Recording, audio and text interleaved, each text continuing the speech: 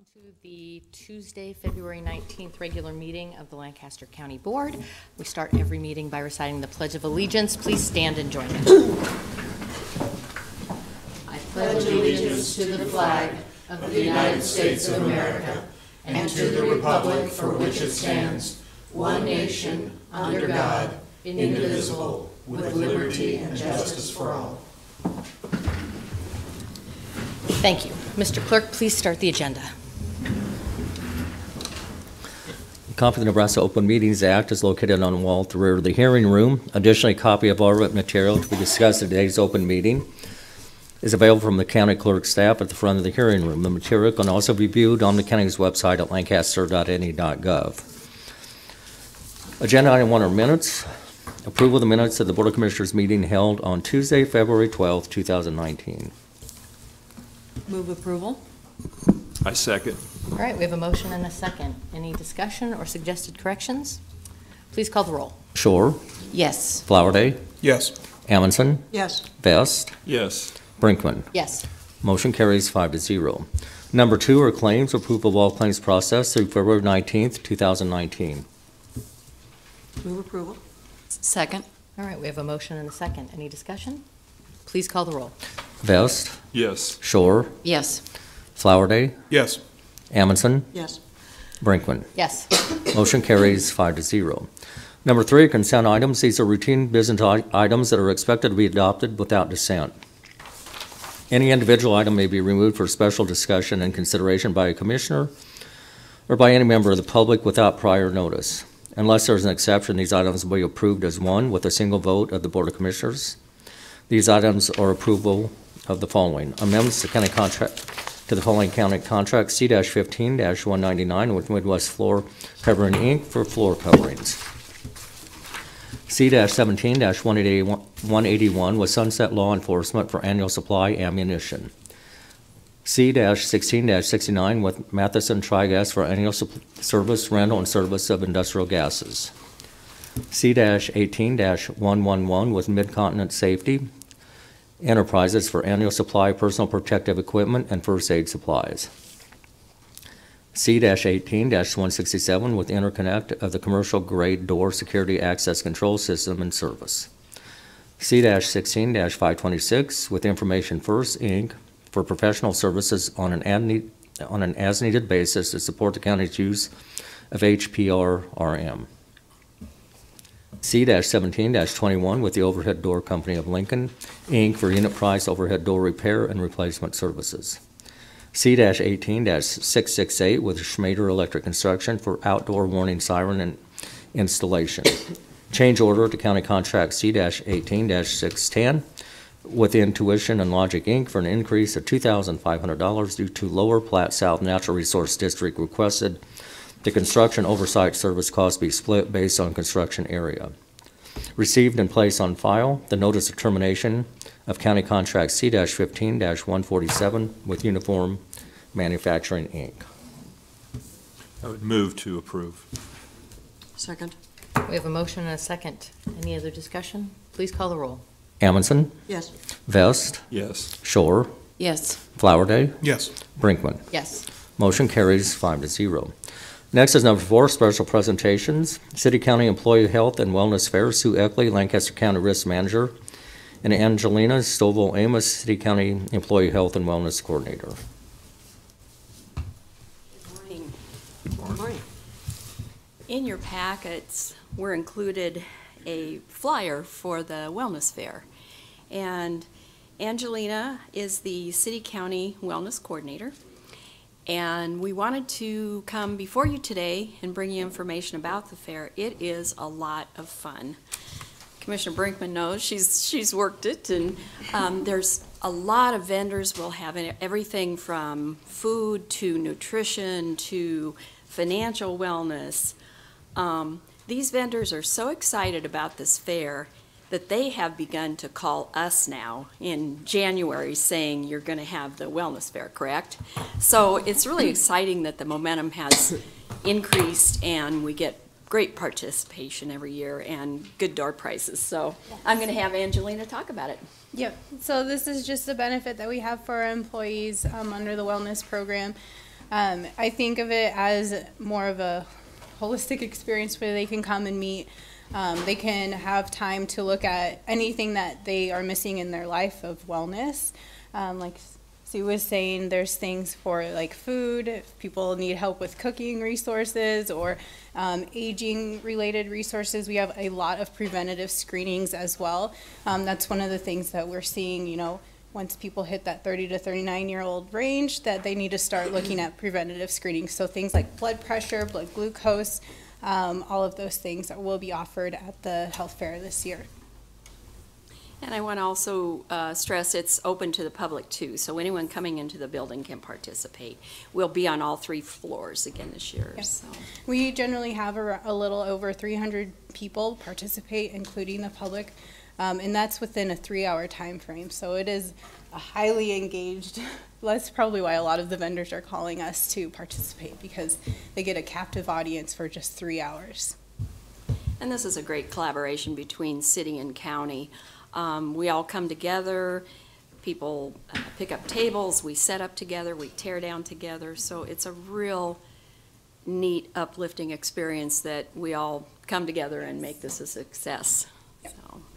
All right, any questions for Sue or Angelina? So we want to invite you. Yes. Thank you. All right, thank you. Next is recognition of National Engineers Week. Pam Dingman, County Engineer.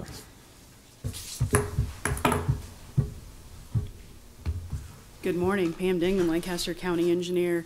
So we've done this a number of ways over the last couple years, and this year I gave the staff the choice of whether they wanted to come down and be recognized for the meeting or not, and they all said they would rather be at their desk doing design.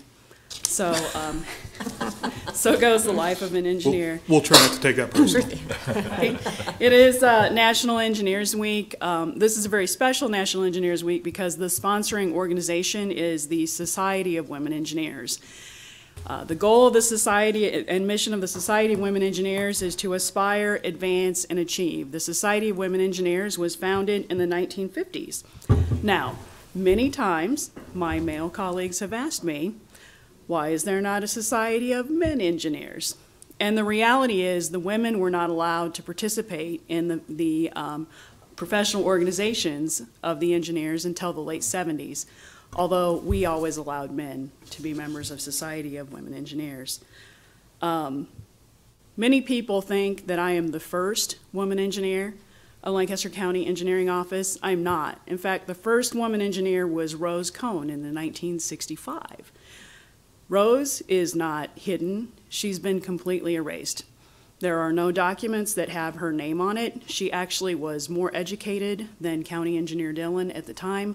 However, women did not have engineering licenses in the 1965, so she could not have been the county engineer, which is much different than it is today. Nationally, 20% of engineers are women. In the state of Nebraska, those numbers are 10%. Or slightly less than 10%. At Lancaster County Engineering, although I was the only woman engineer when I walked onto the engineering floor, in December of 2013, we have reached for the 2nd year in a row gender parity, meaning that more than 50% of our full-time engineers are women.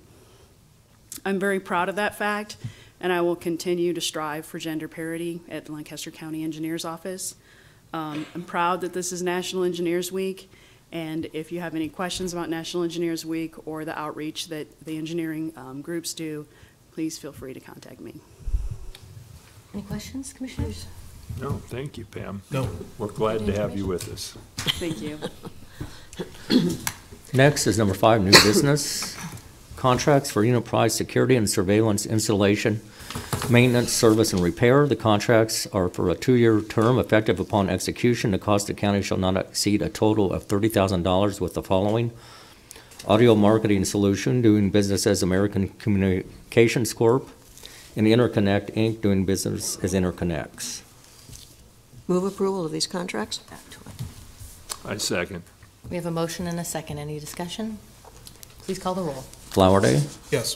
Amundson, Yes. Vest, Yes. Shore, Yes. Brinkman. Yes. Motion carries 5-0. B is an agreement with Felsberg, Holt, and Ullvig for NEPA services for a federal aid transportation project between South 27th Street and South 68th Street on Saltillo Road. The cost of county is $113,571.88. Move approval. Second? We have a motion and a second. Any discussion? Please call the roll. Shore, Yes. Flowerday, Yes. Amundson, Yes. Vest, Yes. Brinkman. Yes. Motion carries 5-0. C is a recommendation from the purchasing agent and Lancaster County Engineer to award a contract to Yost Excavating, Inc. for a culvert maintenance 2019. The total amount is $577,733.61. Move Move. approval. I second. We have a motion and a second. Any discussion? Please call the roll. Vest, Yes. Shore, Yes. Flowerday, Yes. Amundson, Yes. Brinkman. Yes. Motion carries 5-0. 5D will hold until after the public hearing. Next is public comment. Those wishing to speak on items relating to county business not on the agenda may do so at this time. Is there anyone from the public that wants to address the board on an item not on this agenda? Seeing none, please proceed with the agenda, Mr. Clerk. Number 7 are announcements. The Lancaster County Board of Commissioners will hold a staff meeting on Thursday, February 21st, 2019 at 8:15 a.m. in the Bill Luxford Studio of the County City Building. The Lancaster County Board of Commissioners will hold its next regular meeting on Tuesday, February 26, 2019 at 9 a.m. in Room 112 of the County City Building. The Lancaster County Board of Commissioners will hold a public hearing on Tuesday, February 26, 2019 at 9 a.m. in Room 112 of the County City Building regarding a manager application for Fred A. Gertz in connection with a Class Y liquor license for Pine Country Winery, LLC at 12120 Southwest 142nd Street in Denton. County Commissioners can be reached at 402-441-7447 or commish@lancaster.ne.gov. The Lancaster County Board of Commissioners meeting is broadcast live on Link TV City.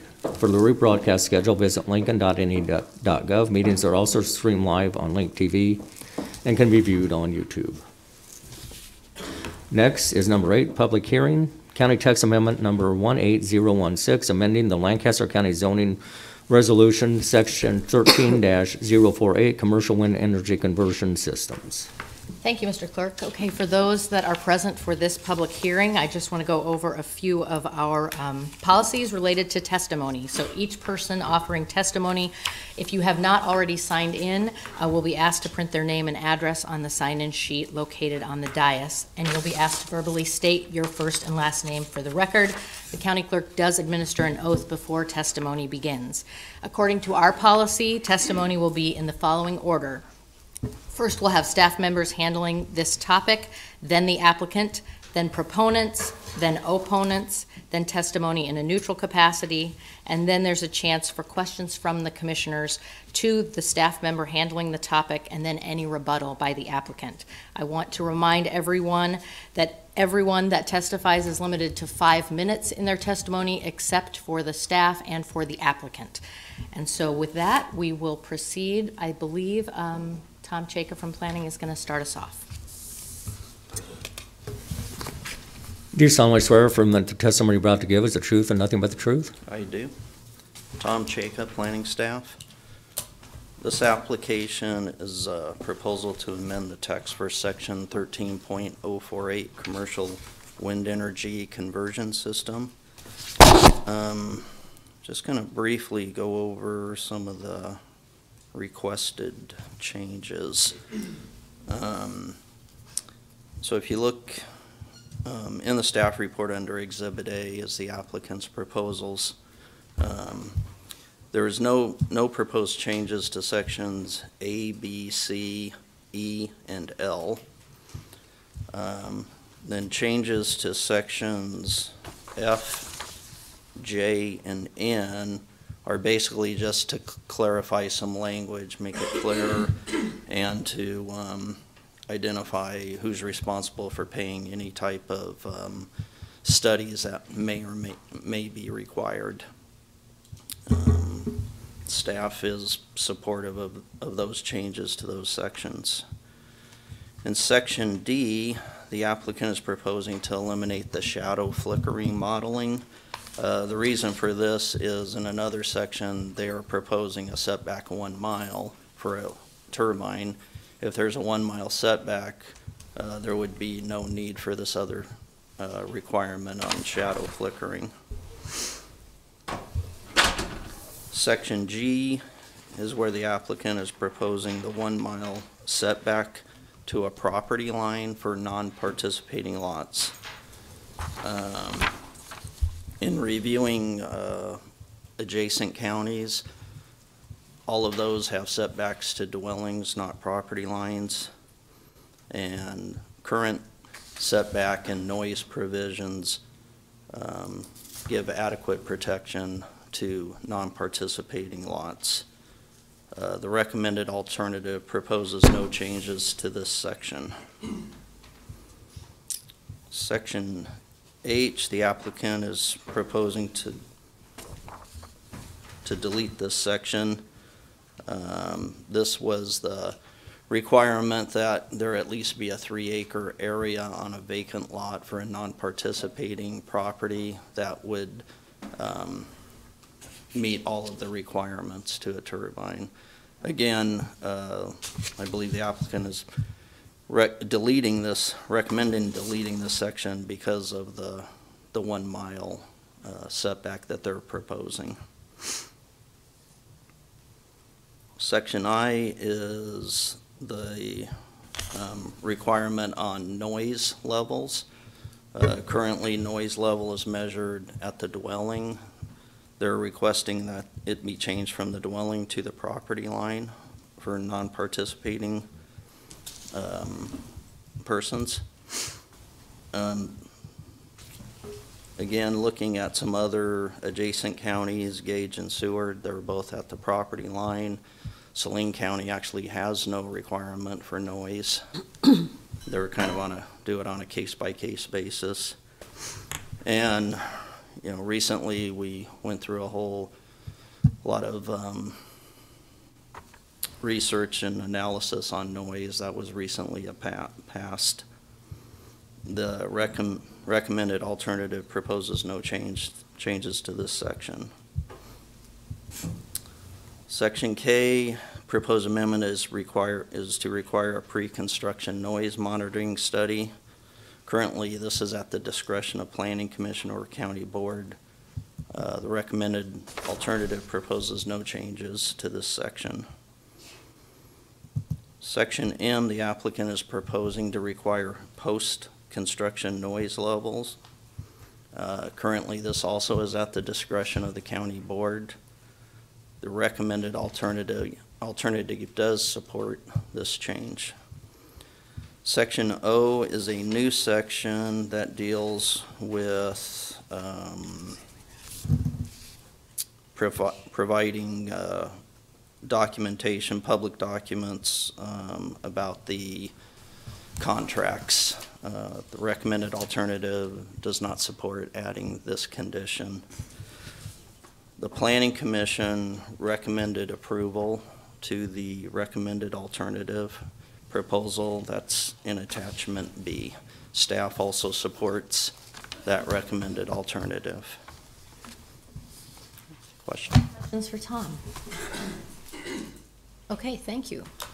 I'll invite the applicant to come to the dais.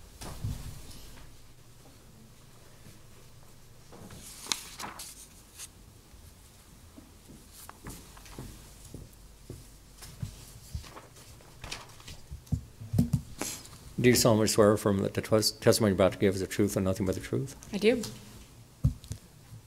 Good morning.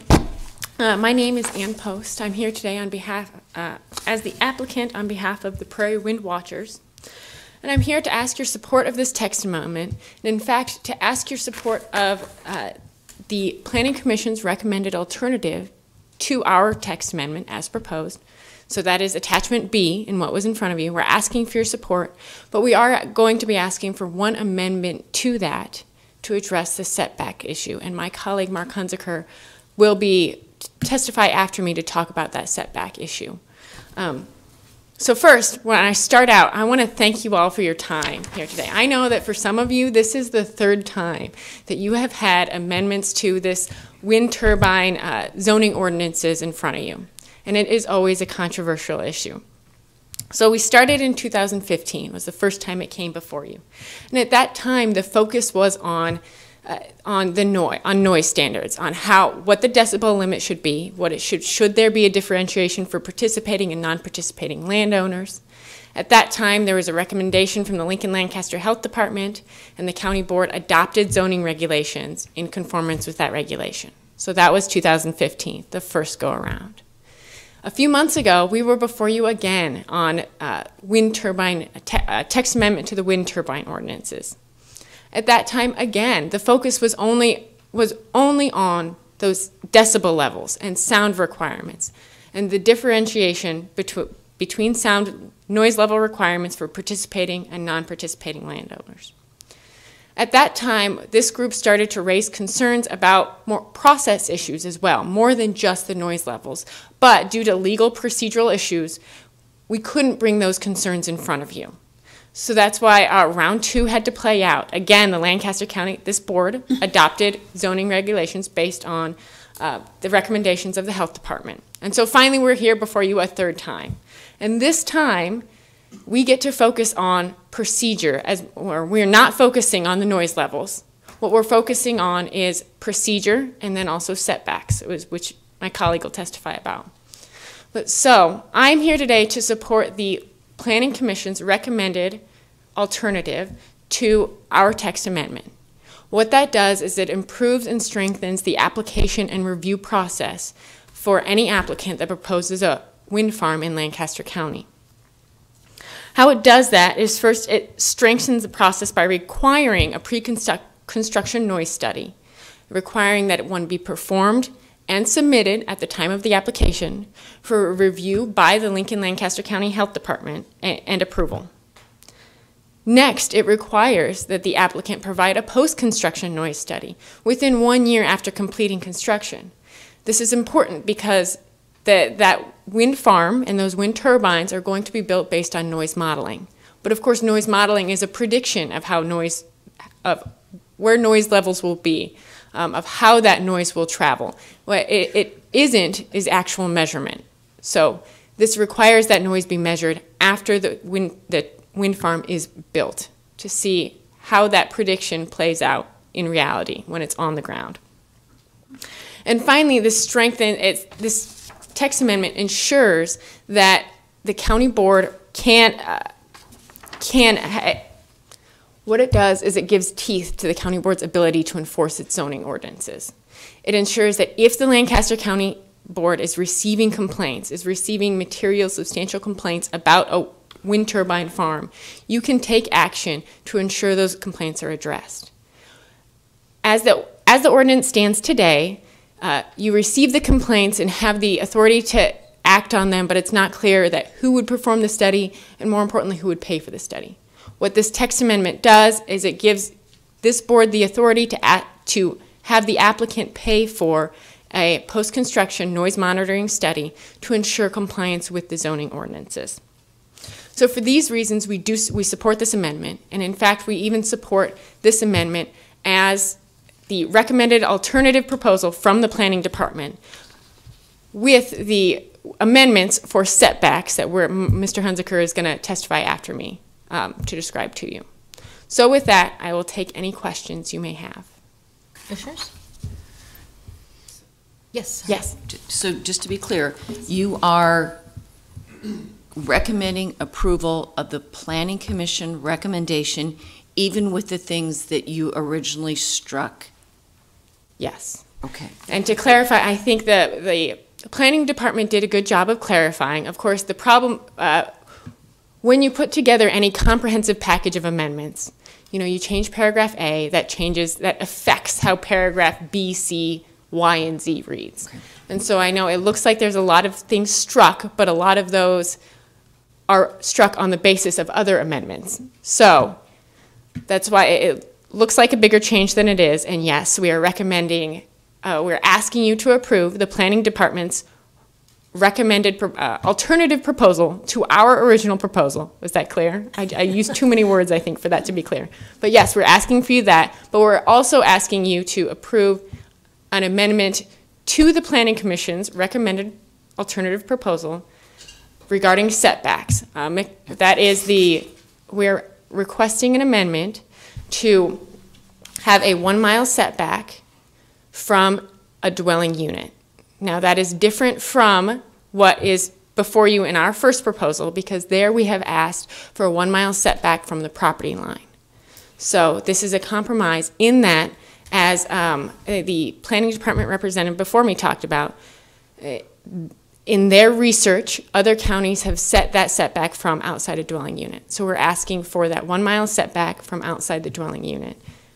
And we'll get you, there will be Mr. Hunziker behind me to give you more detail on the logic behind that and why. I have one question. Yes. Could you point me to the paragraph that has the enforcement clause you were alluding to? Yes. Because I've been focusing on other parts of it, so. If you look at paragraph N, all the way at the end, says, if the Lancaster County Board of Commissioners determines that such noise monitoring shall be required, it shall be done at the expense of the holder of the special permit in accordance with procedures and by a third-party professional acoustics and engineering firms specializing in noise measurement as approved by the Lincoln Lancaster County Health Department. Thank you. Other questions? I have one. Yes.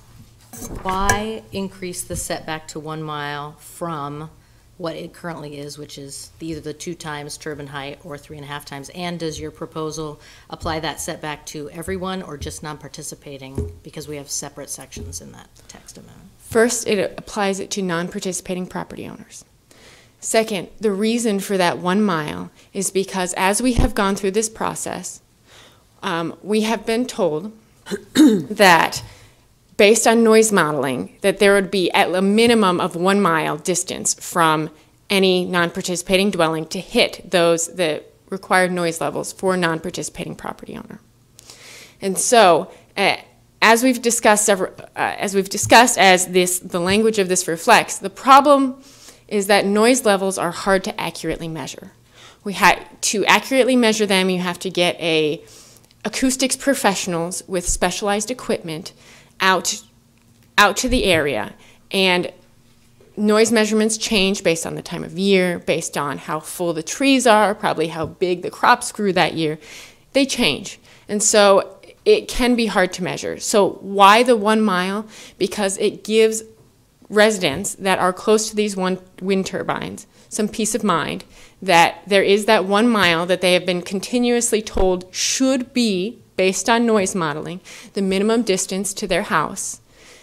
But it gives them that 1 mile in a way that's easy to measure. We can measure 1 mile.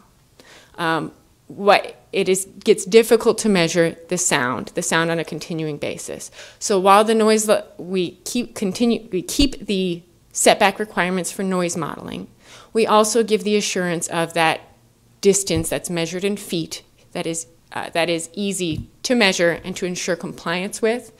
And based on the noise modeling, based on the information that was presented to us and to this commission from applicants in favor of a wind farm, it should not have an effect on where they're able to locate, because they've been represented several times that based on the noise limits, there's already a minimum requirement of 1 mile. So that's what we're asking for, to have that minimum distance, to have that peace of mind. It will give Lancaster County residents and our clients that 1 mile that they will give them some comfort in a way that's easy to measure. As I recall from the testimony 2 months ago, that model that was requested by the health department, when industry representatives came before us, they actually said that a 1 mile setback actually is not a do or die measurement, and that a model can be one or the other, can be more than a mile, it can be less, and still meet those noise requirements. And so what you're saying is that the compromise you're suggesting is actually related to noise. You want a setback because of the noise, not because of other considerations related to a setback. Is that correct? First, as I said, I'm going to let my colleague testify, is going to present you some more information on this. But this 1 mile setback is a hybrid of both measures. It is a hybrid because it is measured in square feet, and that's easy to measure.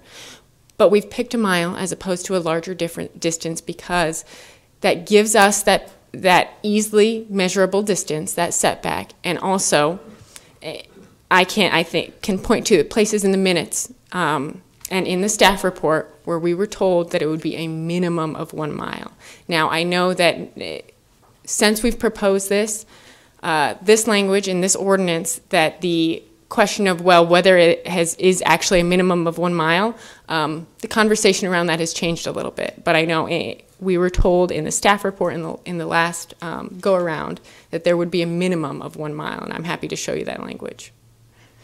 Okay. Any other questions? All right. We're going to proceed with proponent testimony related. You may have signed up related to the original application, but for the moment, let's please proceed with anybody that was going to testify in agreement with the proposal, and we'll go from there. Proponents. Do you solemnly swear or affirm that the testimony you're about to give is the truth and nothing but the truth? I do.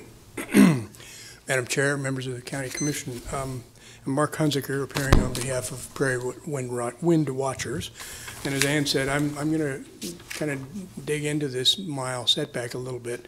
As was previously mentioned, every bit of information that's been provided by the staff and by the developers indicates that all the modeling shows that a minimum of 1 mile is required to set back from these turbines in order to meet the existing wind noise standards. So the non-participating standard will not be met, according to all the information we've been given, without a minimum setback of 1 mile from each turbine to the dwelling of a non-participant. Now, our preference would be to have that setback be 1 mile to the property line, because we would like to protect the ability of the non-participants to actually place another house on their property at some point, or place a house on a property that doesn't currently have one. But we recognize there's been vehement opposition to that from the applicant, or from the developer, and some opposition from the staff as well. And we're willing to compromise at that point to say, okay, let's just set 1 mile as an easy standard to enforce to the dwellings that are existing. When you have an application for a wind farm come in, you know that at least 1 mile from each turbine to the non-participating dwellings will be required. Easy to measure, quick to measure, cheap to measure. Everybody also understands, I believe, that enforcing noise limits is a very difficult thing. It's more art than science. It is. You'll get different measurements at different times of year and different conditions, different atmospheric conditions. And what if you find a violation? Does anybody think that you or your successors would actually order one of those turbines to be removed? A multi-million-dollar structure? No, it's not going to happen. What is likely to happen is that the developer would then say, okay, we will program that turbine to either slow down or operate only under up to a certain limit of wind conditions, or actually shut down at certain hours of the day. So you add a layer then to the enforcement questions that have to be answered every time anybody makes a complaint. Are they in compliance with that enforcement agreement? So the original proposal, I think, makes a lot of sense, because every other use that you have in your zoning regulations has a setback that is measured to property lines. Every other use. This use is, we're in a process here that started with a change to the noise limits for participating properties in order to encourage, or to at least make it easier, to develop wind farms. And we understand that. We know we know what kind of a process we're in, and we know that there's some desire to encourage or at least make it somewhat easier to develop wind farms. This will make it easier by putting that noise limit or that 1 mile setback to a dwelling unit rather than a property line. But it also incorporates a very easily measured and objective standard for that setback to the minimum setback to an existing dwelling. That way, existing dwellings or people who have existing dwellings near a proposed wind farm at least know that the minimum setback is going to be 1 mile, and that's going to be easy to enforce, and the noise standards will still apply and may require, based on the study that gets submitted with the application, may require a greater setback. And the excuse for saying, well, we don't want 1 mile setback to the property line, excuse me, has been the noise standard covers that. Don't worry about that. We're going to have a 1,000-foot setback, and the noise standard will cover anything over that. Let's just say 1 mile, set it there as an objective, easy to enforce standard, and obviously you'll still have potential issues with noise beyond that, but at least you have a setback that everybody can understand, and is at least our group is willing to compromise to that standard. I'm going to try to answer any questions you may have. Commissioner Shore? You made a comment earlier about potential dwellings and the ability of landowners to add a new home, another type of facility on their property.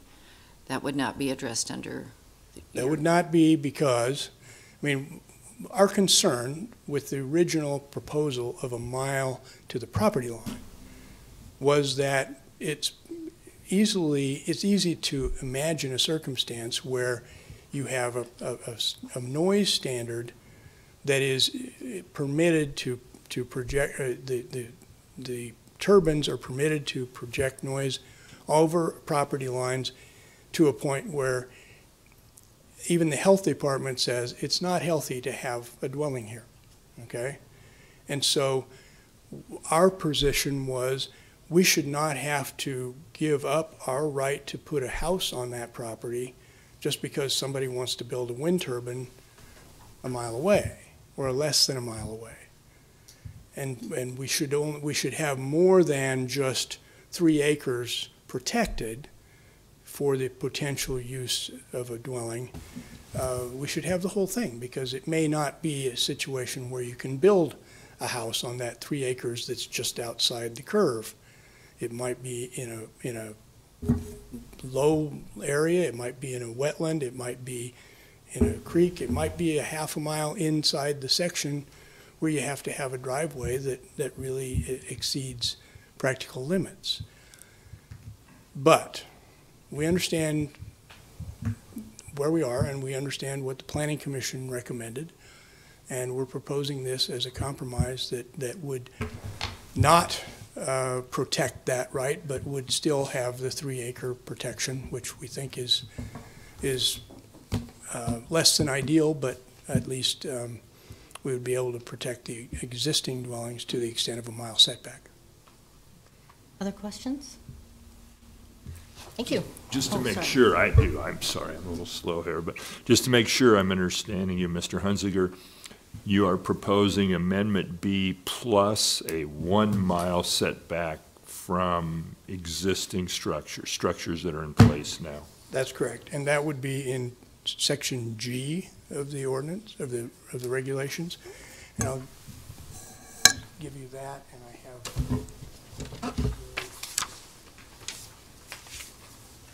Thank you. I'm sorry, is it existing structures or existing dwellings? Existing dwellings. Okay. So it would make a difference too, because you're talking about. Other questions from commissioners, from Mr. Hunziker? Okay, thank you. Thank you. I believe the clerk has a list of proponents that signed up, so we'll start with that list, and then if there are others, we'll let you come up when that's done. Please proceed, Mr. Clerk. First person signed in is Yvonne Mahalka Poole.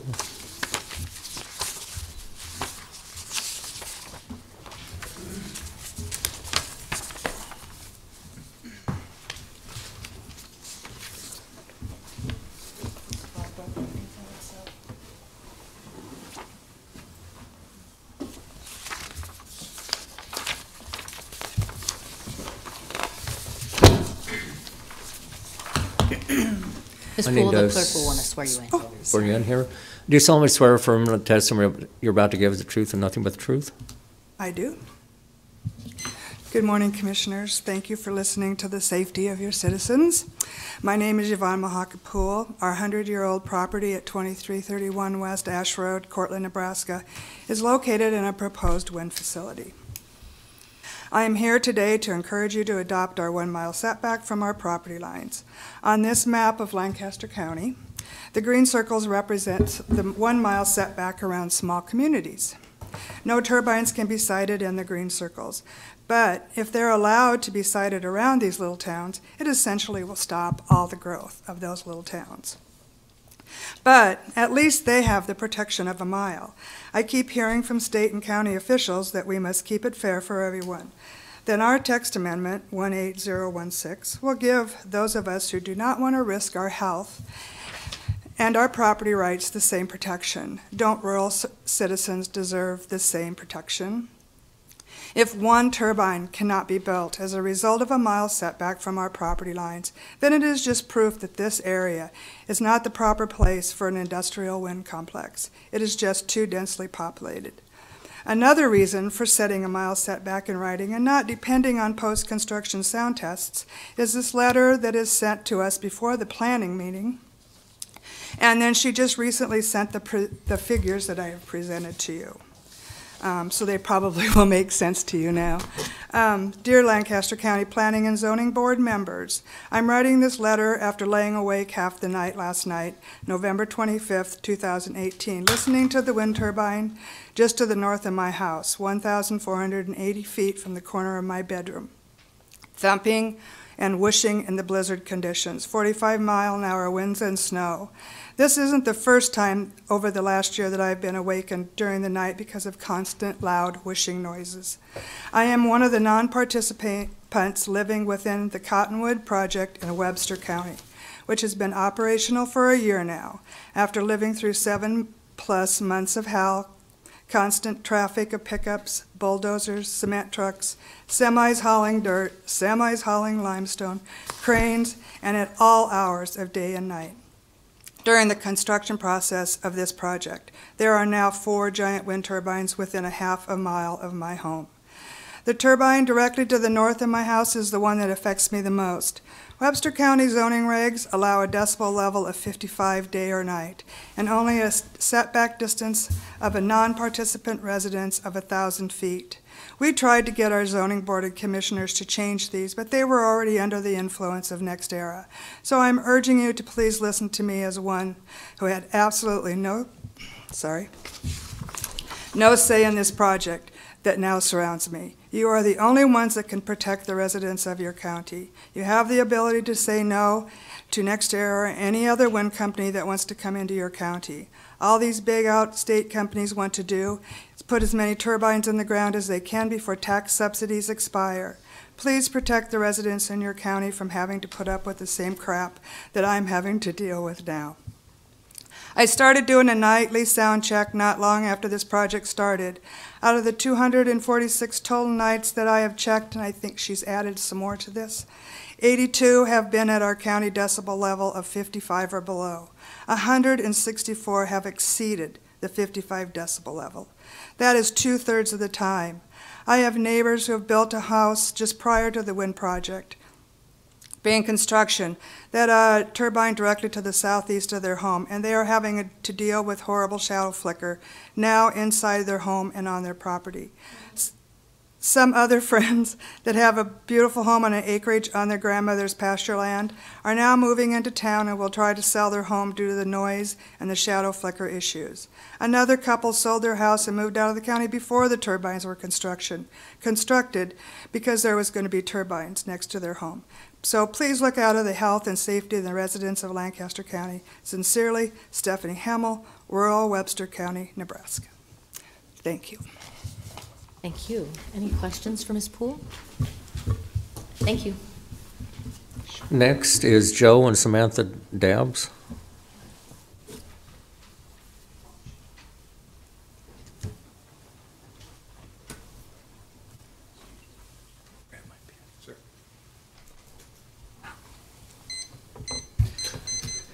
Do you solemnly swear or affirm that the testimony you're about to give is the truth and nothing but the truth? I do. Joe Dabbs, 26240 Southwest 86th Street, Hallam, Nebraska. I'm really not against wind turbines or wind energy. I think it's a good thing. I pretty much will tell the county board here what I told the planning board, and you've heard over and over, noise is just so hard to measure. I live 1.25 miles north off of Hallam Road. Depending on the wind, depending on the weather, many factors, either I can hear large trucks or I can't. If we use the 1 mile setback from my dwelling, from my house, I really think the county board will avoid a lot of complaints. The way the amendment, so I'm in support of the text amendment, first off, I should say that, that the board will really avoid a lot of complaints if you use that 1 mile, the setback from the dwelling. Because the noise, guys, will be, part of the time we'll be getting, and I will, the county board's gonna be the first one I call, because you said over and over, noise will take care of it all. No, it won't. Thank you. Any questions? Mr. Dabbs, any questions? Next is Joanna Schwaniger.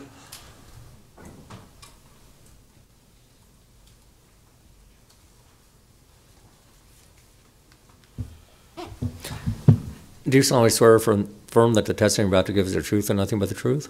I do. Do you want me to state my name? If you would, please. Joetta Schwaninger, 3750 West Hallam Road, Hallam, Nebraska. It's short. Oh, because I can give you a little literature here. Who do I give that to?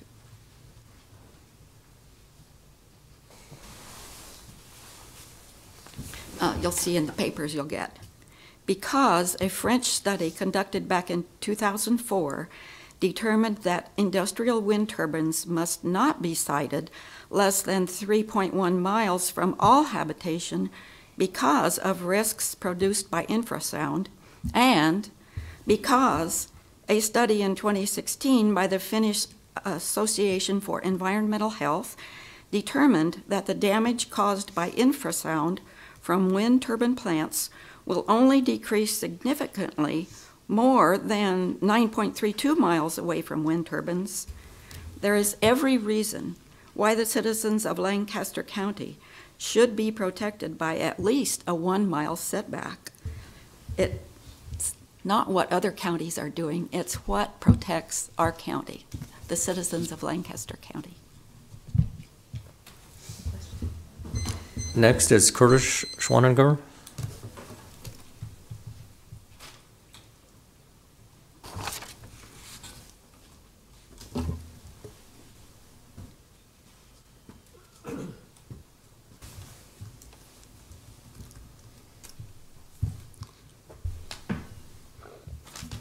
Do you solemnly swear or affirm that the testimony you're about to give is the truth and nothing but the truth? Yes.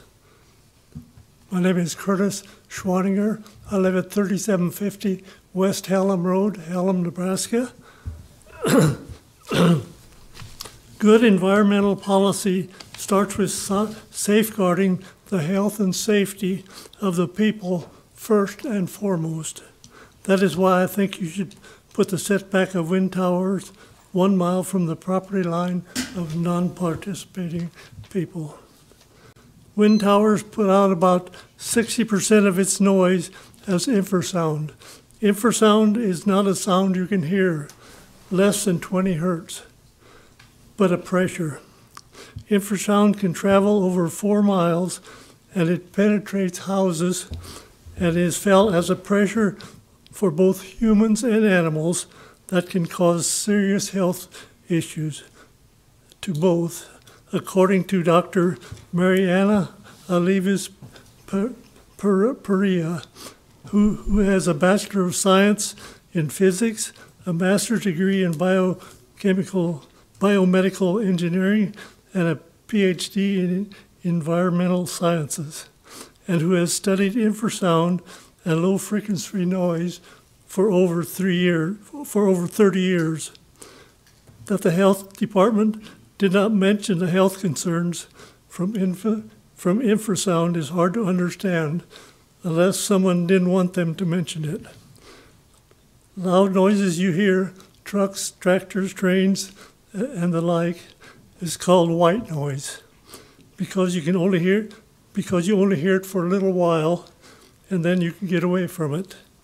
Wind tower noise is a modulating, constant whoosh every 2 or 3 seconds, 24 hours a day, as long as the wind blows.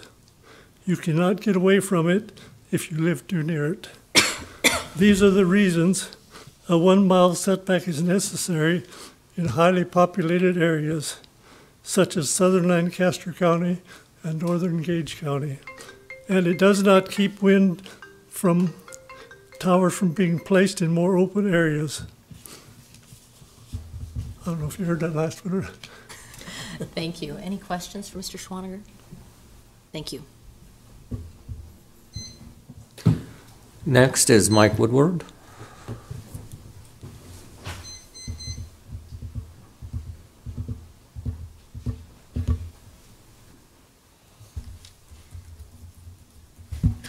Do you solemnly swear affirm that the testimony I'm about to give is the truth and nothing but the truth?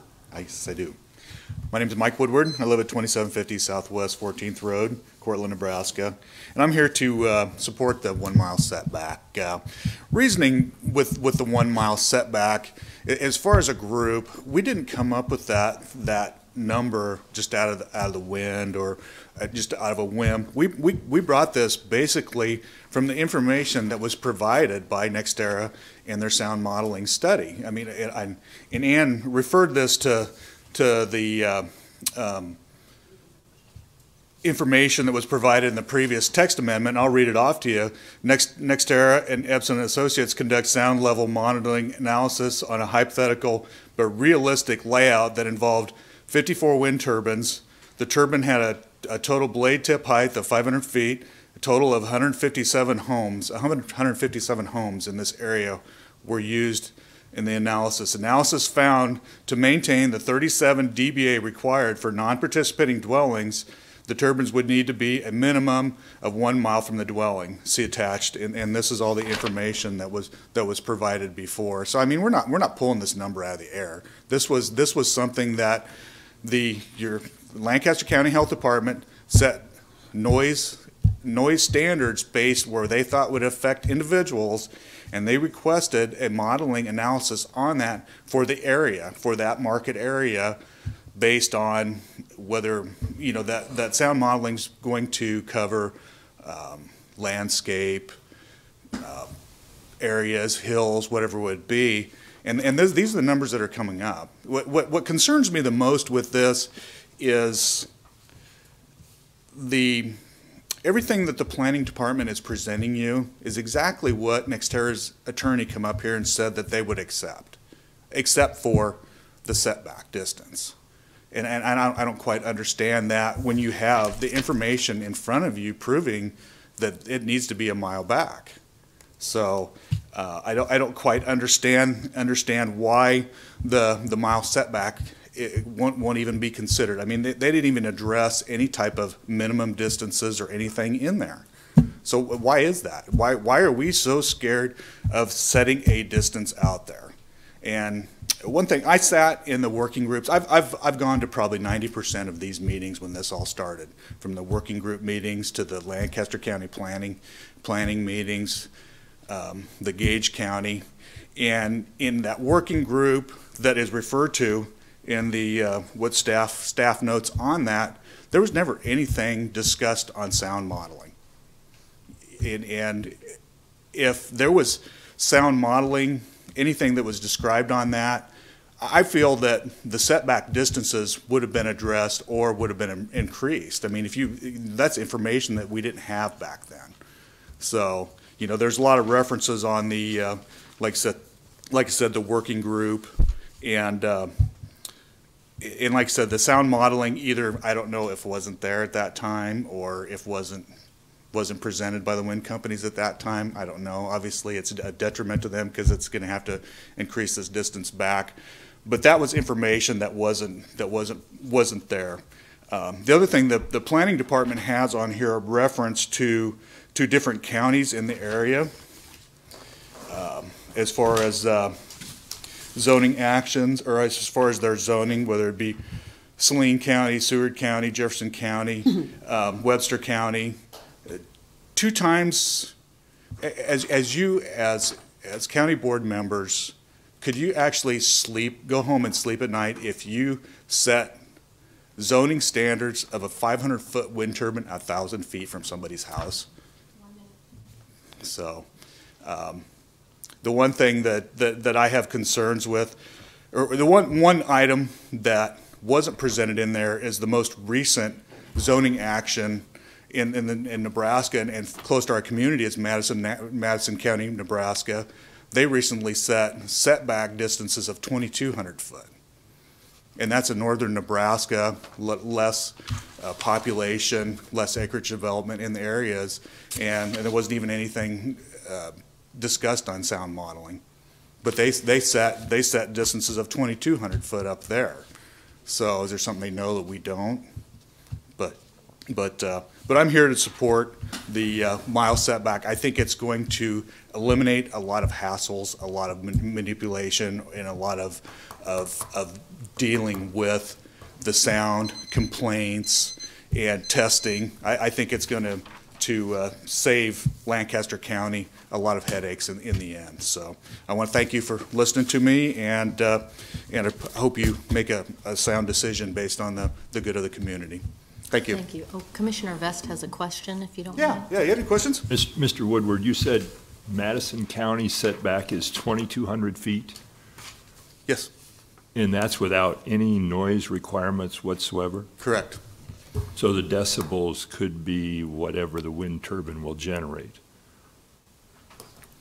I mean, that seems less restrictive than what we're already have in place with the 37 and 40.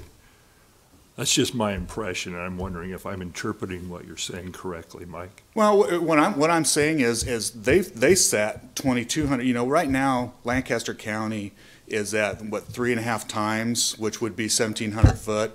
They set 2,200 foot up there, and that's without any sound modeling, any consideration on noise or anything like that. So. Why would that distance be more up there than what we have in Lancaster County in a higher populated area? 450 feet more than the 1,750 we would require here. Yeah. You know, 450 foot. Do I think it's actually an adequate distance from somebody's place? No. I mean, the sound modeling right here says it's not. Yeah. I mean, you have a health department, and Scott Holmes did a vast amount of research in this prior, 4 or 5 years ago, discussing and looking into how the sound affects individuals, and set zoning standards based on that. So, thank you. Appreciate it. Thank you. Yes, Commissioner Shore? The piece of paper you keep referring to that you have the yellow highlights on, would you make sure that the clerk has a copy of that? Because you've referenced it several times. This is all in that previous text amendment. Okay. It's all you got to do is look it up, but I printed off the previous text amendment. That was the information that was presented before, so. Before in 2015? No, it was presented at the previous text amendment, Okay. improving the sound, or increasing the sound levels on the participants, so. Any other questions? Thank you. Next is Larry Alder.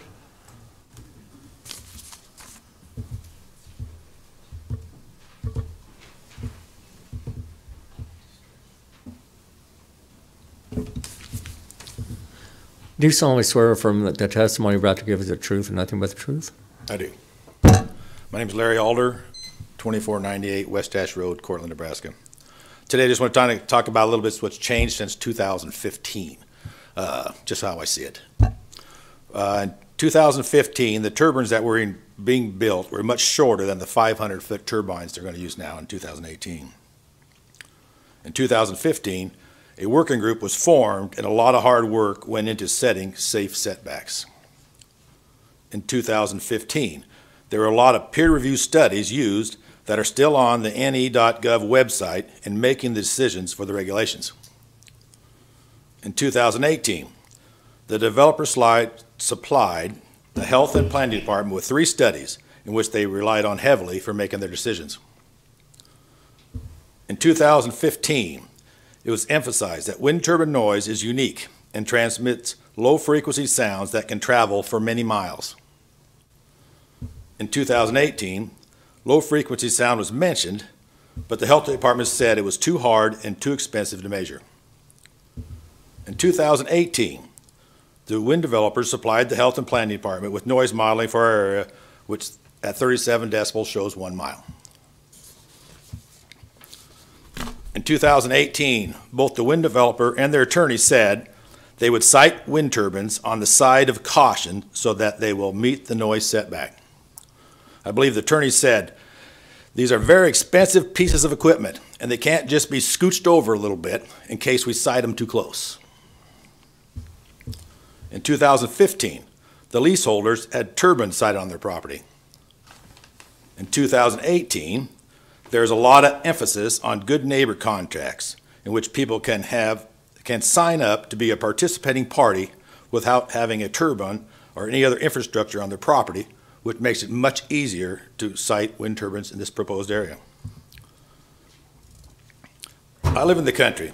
I understand the smells and the sounds of the country, and I spend a lot of time outdoors. I enjoy our sunrises, our sunsets, and my view of the countryside. And one of the last things I want to do is look out at the sunset and see a wind turbine in the middle of it.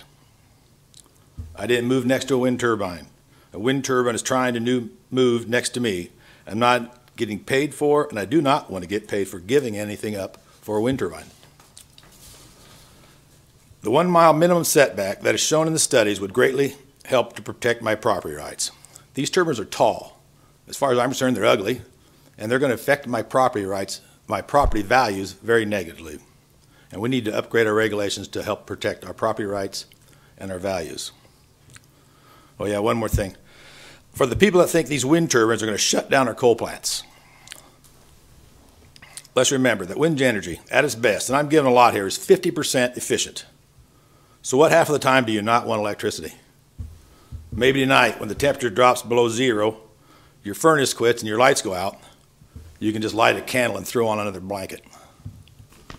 Thank you. Mr. Alder, any questions? All right, thanks. Next is Charlotte Newman.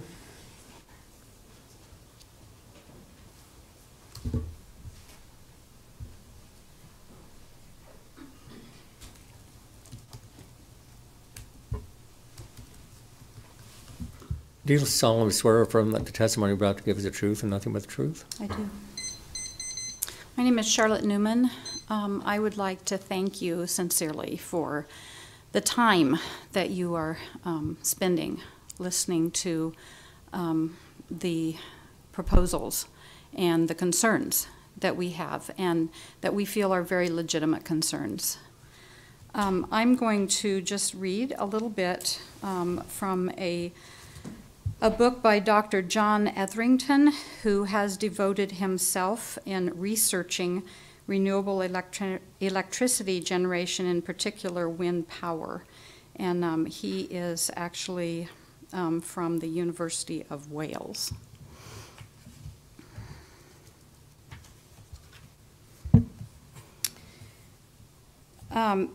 He states, if distance is halved, perceived noise increases by about 4 times. The remarkable push for the wind farms will allow many more turbines to be built close to habitation, and there will thus be a growing impact of noise on human health, happiness, and prosperity. It is true that engineering can suppress mechanical noise, but an aerofoil blade the size of a jumbo's wing, traveling at 150 miles per hour, and harvesting 0.6 megawatts of power or more, inevitably makes substantial sound. The air passing through the rotor is swept into turbulent wake vortices, the source of much of the sound, and within a few feet encounters the obstruction of the tower. As a blade passes a tower every 1 to 2 seconds, this imposes a pulsating quality to the aerodynamic sound, which many people find deeply disturbing. Other periodic sounds arise as the blades sweep down into the region of wind shear, so that the lowest blade position experiences not only different wind speed, but also varying turbulence. It is a deliberate untruth that noise is not a problem. In the case of wind farm clusters of turbines, there are further possibilities of interaction of sound periodicity. As the rotors of different machines come into and go out of phase, they can create periodic beat sounds, allowing the rhythmic whoomph, whoomph at 1 to 2 second intervals to rise and fall in loudness, an effect which so disturbs some people. This is comparable to the bass speaker output of a sound system. In addition to normally audible sound, infrasound is particularly difficult to measure instrumentally. The following quotations from the first International Meeting on Wind Turbine Noise sums up the subjective feelings of countless people that exposure to wind turbine noise and the rotating movement of the rotor blades were an intrusion into the private domain. The wind turbine noise was by some of the informants perceived as intruding into private domain, physically into the garden and the home, but also as intruder into themselves. The experience of lacking control, being subjected to injustice, lacking influence, and or not being believed. The noise was to those who could not mentally shut it out, an obstacle to pleasant experiences, decreasing the joy of daily life at home, creating a feeling of violation that was expressed as anger, uneasiness, and tiredness. Unfortunately, despite 20 years of complaint about noise, most of the evidence is still dismissed. The noise problem of wind turbines, both modulation effects and low-frequency sound, is not addressed. And this is a quote: "The wind farm is noisy. It is a visual blight. It does create shadow flicker. It has resulted in very little benefit to the local economy. It has not resulted in an increase in tourism and negotiating with power gen renewables and wind prospect to try to resolve the problem that has been a most unpleasant experience for all those involved. Simply put, we want our quality of life back." And I would just submit that we are requesting that we maintain our quality of life. Thank you. Thank you, Ms. Newman. Any questions? Thank you. Okay, that's all I have that have signed in support. Is there anybody else that isn't signed in support? I would like to say a little bit. Sorry, I didn't get signed in.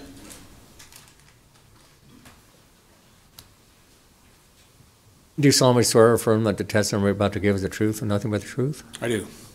My name's Larry Newman. I live at 1500 Pella Road in Martell. Actually, it's south of Princeton. But anyway, I was out to coffee about a week ago with some friends from Brule, Nebraska, and they had his cousin lived in south of Hastings, Nebraska.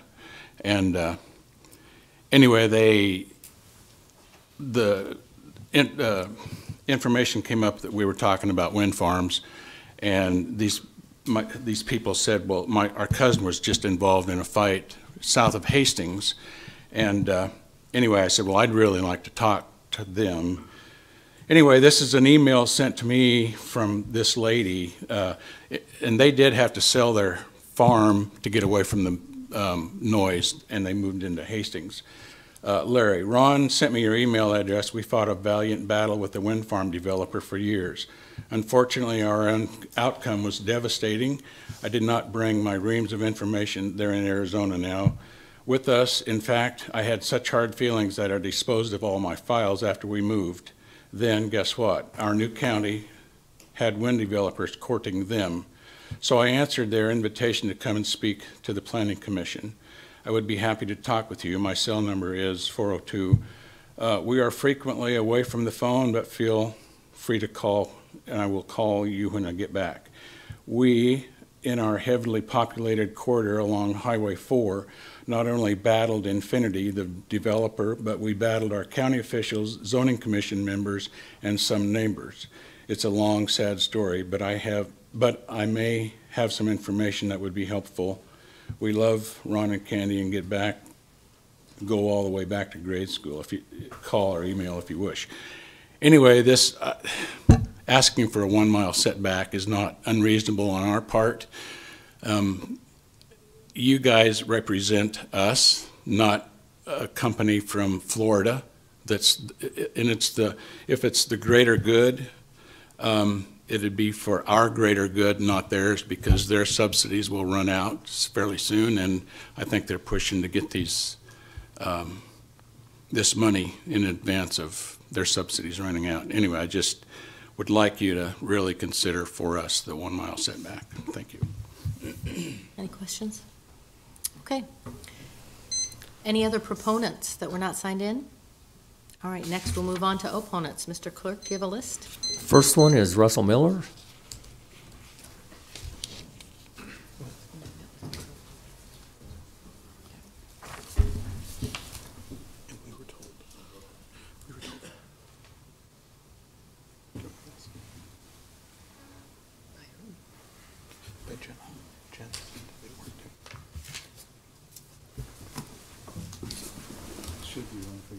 This is brand new.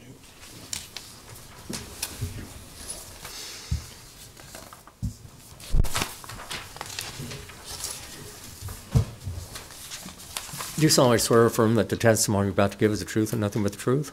I do. Russell Miller, 341 South 52nd Street here in Lincoln, Nebraska. Basically, I'm in favor of wind farms for two reasons. One of them is that the benefit will be from less air pollution. We've heard a lot of testimony about health reasons of wind noise and so forth, but this place is also sits in the center of Sheldon Power Plant, and if we can reduce the amount of pollution that plant is producing, all of Lancaster benefits, all of the people that are downwind of the power plant will benefit with its operating less because of the power generated by the wind.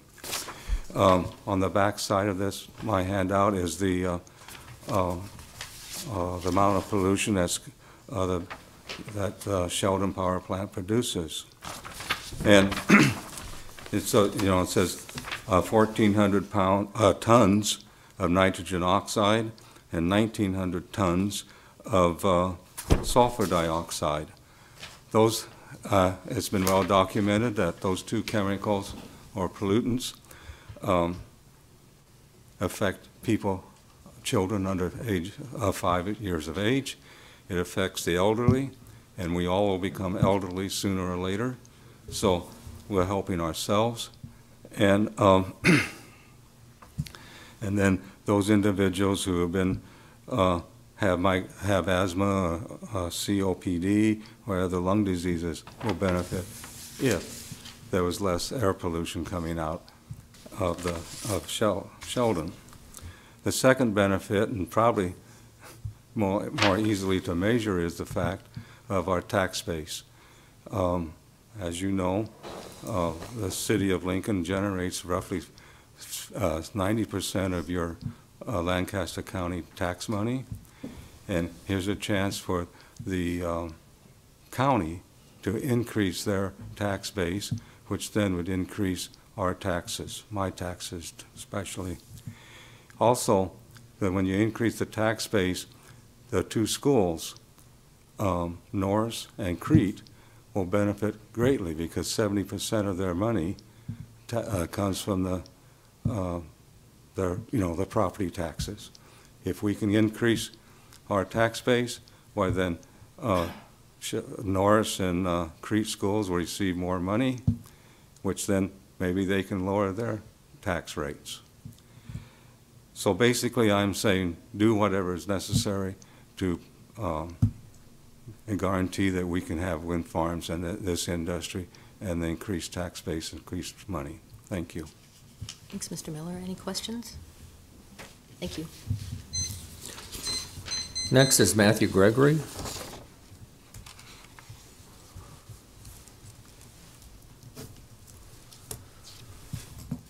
Do you solemnly swear or affirm that the testimony you're about to give is the truth and nothing but the truth? I do.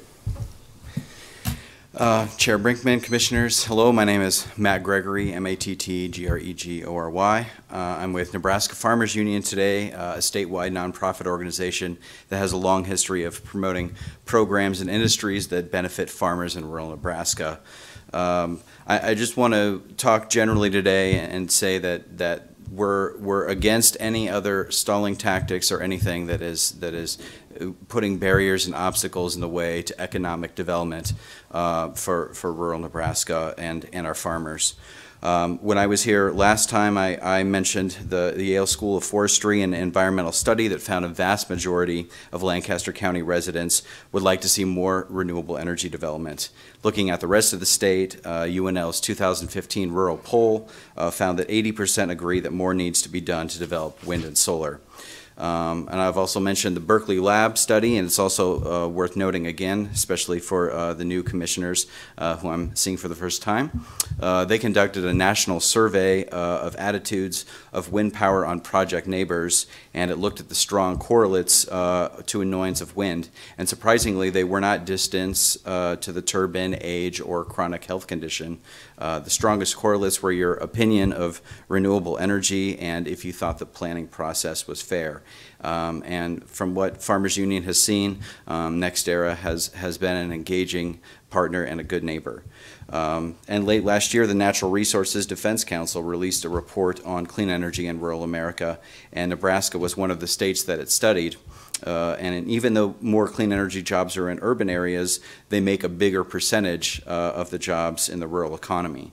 So for Nebraska, that's 1,443 jobs last year in renewable energy in rural Nebraska. And those are well-paid jobs with benefits that are good for the communities where those workers live. And time is of the essence to address climate change, and renewable energy solutions, such as those that benefit our farmers and rural communities to the tune anywhere from $4,000 to $5,000 a year per megawatt is great for us. So I would ask that that we stand in opposition to any more stalling tactics, and let's open Nebraska for economic development. Thank you. Thanks, Mr. Gregory. Any questions? Thank you. Next is David Levy.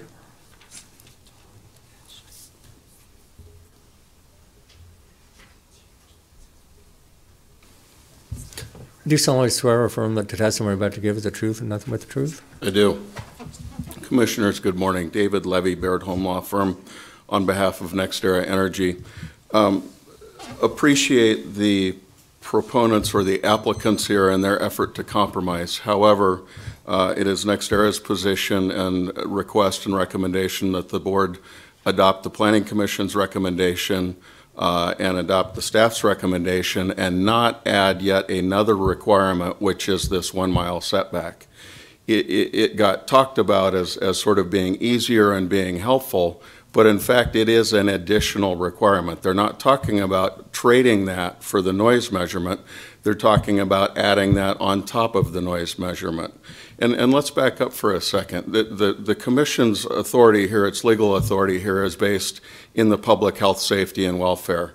Your health department has done hours and hours and hours of work and has determined that this setback based on noise is set in that way for a public health reason. The public health potential impact, the annoyance impact, is based on the sound. It's not based on a distance. So to now say, okay, on top of all of this, we're going to layer a 1 mile setback is to sort of throw out all of their scientific work and all of the things that that we just talked about, and this board with somewhat different membership just decided 2 months ago. We're reopening, revisiting a decision that was just made 2 months ago after an extensive process, after extensive work by the health department, and based on their recommendation. Noise modeling is scientific, and it is very conservative. As I know, I discussed with a number of you, and if we ever stated, and it sounds like a document stated that 1 mile is a minimum, but I know in conversations with all of you, we talked about modeling could result in a larger distance because of combination of turbines, topography, things like that. Could result in somewhat smaller distance. Not a lot probably, but somewhat smaller. That's the science. That's what you based your decision on 2 months ago. And now to say, you know what, we're going to kind of set all that aside and we're going to slap on top of that a 1 mile setback is really a reversal, with all respect, without basis in science and without basis in the law of zoning and in the public health, safety, and welfare. There's really no reason to do this. The impact, the potential impact is annoyance. That is caused by sound, and that is dealt with through the decibel setback. The enforcement and all of these things that are talked about as a benefit of this, that's really inherently contradictory unless you get rid of the decibel measurement, because you're still going to have that. You could be a mile setback and somebody could show up and say, hey, I think this is too loud. And you're right in the same enforcement situation that you're in today. And based on the procedural and other changes here that NextEra does support, all of the cost of all of the pre-construction modeling, the post-construction modeling, the post-construction monitoring, dealing with any enforcement actions, all of that cost falls upon them. So all you would be doing by adopting yet another requirement is adopting yet another requirement that is not based in science or in law. It's not making it easier, it's just adopting another requirement. So for that, we encourage the board and urge the board not to reverse course on what you just did 2 months ago. Stick with that. Adopt the Planning Commission's and the staff recommendation as presented, and do not add yet another requirement that, again, really has no basis in law or in science. With that, I think I've probably said the same thing now a few times, so I won't repeat it again, but I am happy to answer any questions. Questions? I do, but I'm... Commissioner, you go first. Commissioner I'll Best, go first. go ahead. Go ahead. Okay, great. Sometimes you ask the ones I wanted, I could just sit on the sidelines. Mr. Levy, good morning. Good morning. I appreciate you coming. Thank you. We've heard a lot of discussion about the new, well, someone did a nice job of choreographing the different chapters of development here with the 37 and 40. Then the most recent development was 50 for participating landowners, but still 37 and 40 for non-participating landowners. Right. And in meeting, and there's documentation floating around on paper, and I spoke with the health department folks on Friday, and they said that the likelihood, and I think you're saying the same thing, of meeting that 37 and 40 decibel level will mean that the wind turbines need to be generally in the range of a mile away. Sometimes perhaps a little less could still meet the standards. Sometimes it might require more than a mile to meet those standards for non-participating. That's all accurate. I'm understanding that accurately, Mr. Levy. You are, Commissioner. That's all correct. All right. So then I guess my question is the practical ramifications, and I get that we're adding one more measurement here, but if what I just said is true about achieving the 37 and 40 decibel level requires in most cases a mile, how much of a practical impact does that have on your client if we just start with that as a basis? And we'll say we have a mile, we still have to meet the 37 and 40, you're right, it's a double standard, it's dual standards. But how much of a practical impact do you see that having on NextEra as far as placing wind turbines? I'm just very curious if it'll cause a significant decrease in the amount of options available to them. Sure. Thank you for the question. You know, and the answer is we don't know. And that's another reason not to adopt this kind of blanket, arbitrary standard. And it is somewhat arbitrary because we do have the science. We have the science. We have the technology to measure this accurately and tie the setback to the impact, which is noise and annoyance and public health. There could be different technologies. We don't know exactly what the modeling will show. It is likely that there will be some impact, and this does add yet another requirement. So there will be some negative impact. Now, could the modeling show that to meet the 37 decibel limit, every turbine has to be more than a mile?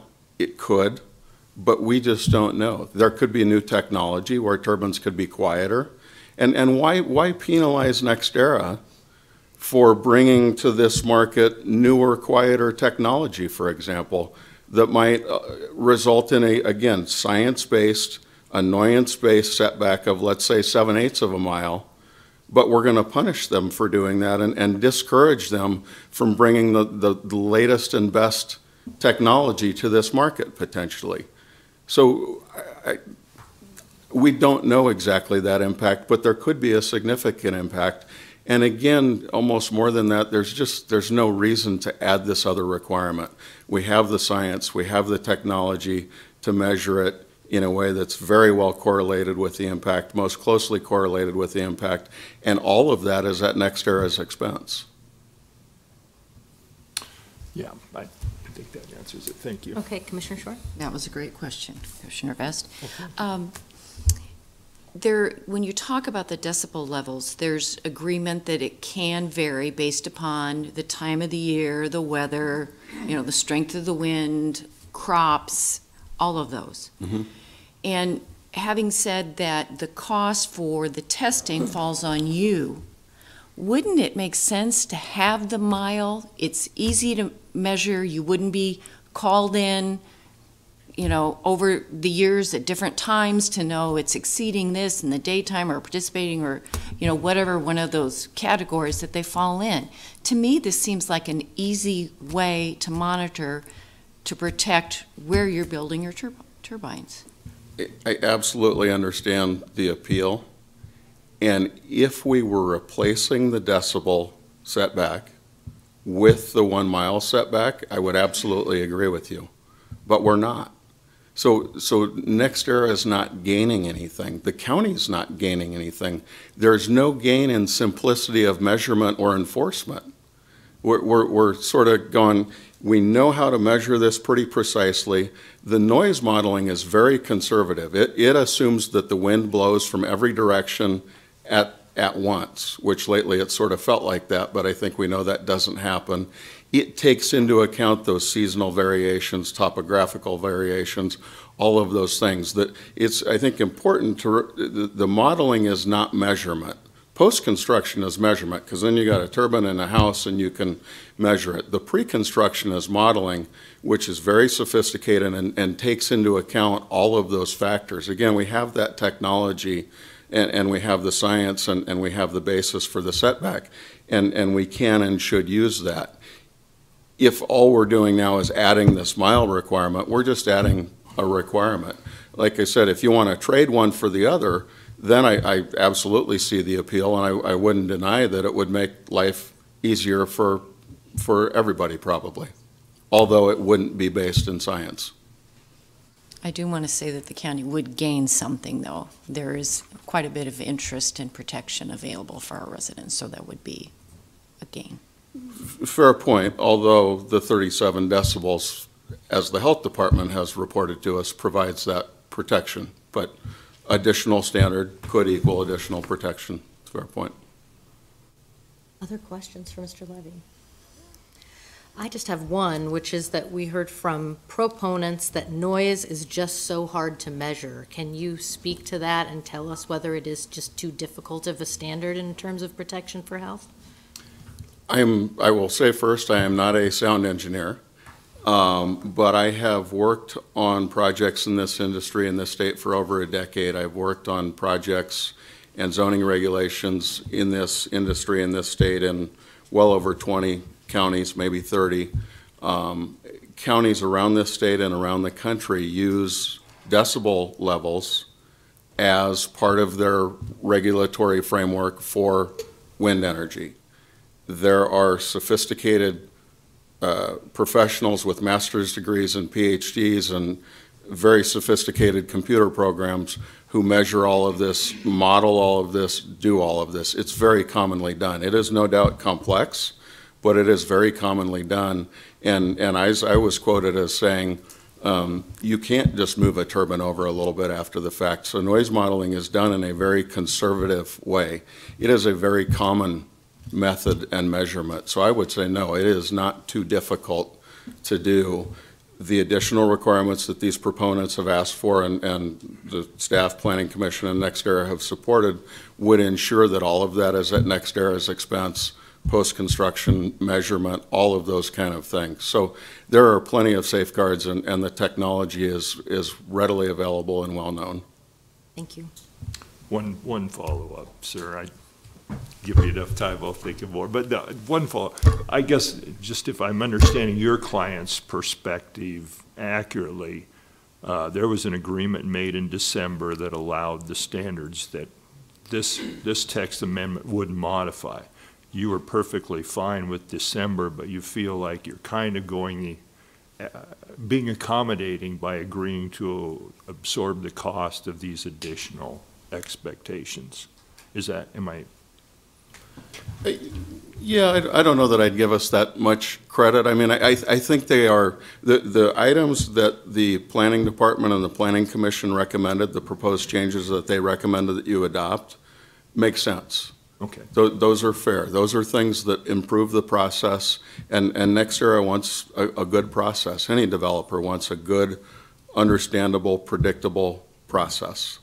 And those things do that, and they're more than willing to take that on as part of what they do. They want to be a good neighbor. They build projects to own and operate them and be a member of the community for a long time.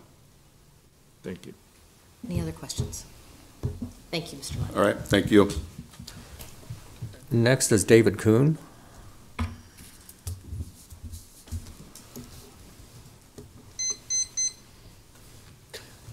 Do you solemnly swear or affirm that the testimony you're about to give is the truth and nothing but the truth? I do.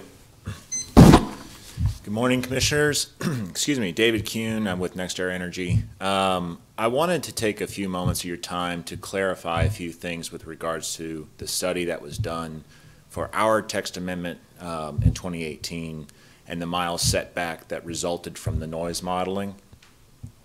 When the Health Department requested that that study be done, we worked with them and we let them know that the turbine technology that we were choosing to use in that model was going to be one of the louder turbines that we were considering for the area. And the reason why we selected that turbine is because we were trying to show them essentially a conservative look.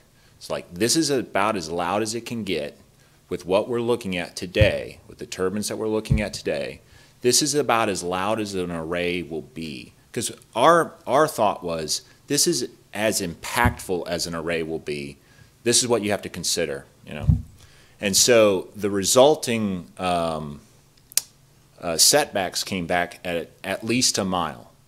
But again, I want to emphasize that that was with that turbine type that we selected for that study. The noise, if you leave the regulations as they are today, we can try to get a quieter turbine in our array, and that will enable us to get potentially closer than a mile to a non-participating dwelling unit. But isn't that provides us and the landowners that are advocating for a wind farm in the county, that gives us the necessary flexibility that we need in order to develop in this county. The way I would think about this is that there are several factors with the wind turbine that you all are considering, right? There's some safety considerations like turbine collapse, there's ice throw, there's blade failure, things of that sort, and then there's noise. You have setbacks that consider turbine collapse and those other things, so that in theory, if GE or some other turbine manufacturer came out with a turbine that was literally silent, that made no noise whatsoever, then you would fall into these other safety considerations: turbine collapse, blade failure. But so long as a turbine emits noise, then you have a noise standard for that. But the quieter the turbine is, the less impactful that turbine is, according to all the studies that's been done. All the testimony today from the proponents focused on sound. If the turbine is quieter, it is less impactful from sound perspective. And that health issue is being mitigated by the turbine itself. So shouldn't a developer have the flexibility to be able to site a turbine that meets the sound standards and all the other safety standards that are listed in your ordinance, and still get a little, and have that flexibility? That's why we're advocating for the Planning Commission's near unanimous recommendations, and that this mile setback would be punitive. It would be a punitive addition to, it would restrict our ability to have that flexibility with regards to turbine type. And that, all my other comments have already basically been outlined pretty well by David Levy, so I think that's where I'll end it, and I'm happy to take your questions. Questions for Mr. Levy, for Mr. Kuhn, sorry. I'll just follow up with kind of the same question that I asked Mr. Levy. You just don't know what impact a mile setback would have. Is that accurate? I mean, it might, in some cases it wouldn't make any difference at all. In some cases it might force you to move a turbine to a slightly different location and limit your options. What the impact would have is it would remove my flexibility to choose a quieter turbine and gain any kind of benefit from that quieter turbine in terms of siting criteria. So if you impose a mile setback and I'm considering a quieter turbine, but with the mile setback I don't gain any available land to site that turbine, you have taken that away from my flex. That's the flexibility I've lost because of that mile. I just want to make sure in this, you would still be able to go forward with the project. It wouldn't preclude you from, it would make it less desirable, but you'd still be able to go forward with the wind energy in Lancaster. I can't say that for sure, Commissioner, because for a couple of reasons. One, we're still, just to be clear, this is obviously countywide. We're not necessarily at a point where we're talking about our wind project per se. Okay. So I just want to make that distinction. With respect to our wind project, we're still trying to gather support within the community. The community would have to buy, under current regulations, if the community doesn't buy into the project, then we're not going to be able to site turbines. That's just how the existing regulations function. But, would this kill the project? It continues to limit my ability to find ways to make this project less impactful and meet the current regulations. Other questions? Thank you. That's the last person we had signed in, so. Okay, so that was the last person to sign in. Are there other opponents to the proposal in front of us? All right, then next we move on to testimony in a neutral capacity. Is there anybody that wanted to testify in a neutral capacity this morning? Okay, so next we will allow commissioners to ask any questions of staff. Are there any questions that commissioners want to ask of planning or the health department at this point? Seeing none, we'll hear from rebuttal from the applicant. Mr. Hunziker.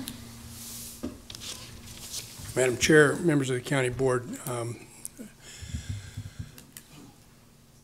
new technology is a red herring as an issue in this discussion.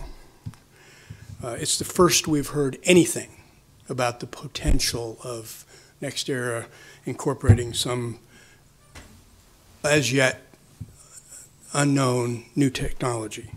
Every time we've had a public hearing on either the developer's proposal to reduce sound levels for participating properties or this text amendment, both the health department staff and NextEra have testified on the record that the modeling shows that the setbacks will be at least a mile. Apparently, that may not have been exactly truthful. The idea that there might be future technology is an interesting concept, I suppose, but there is absolutely no information on the record at either the Planning Commission or this hearing that such technology exists or might even be available soon. In my opinion, the more likely improvement in technology is that these things get bigger and that the setback required from each one probably grows.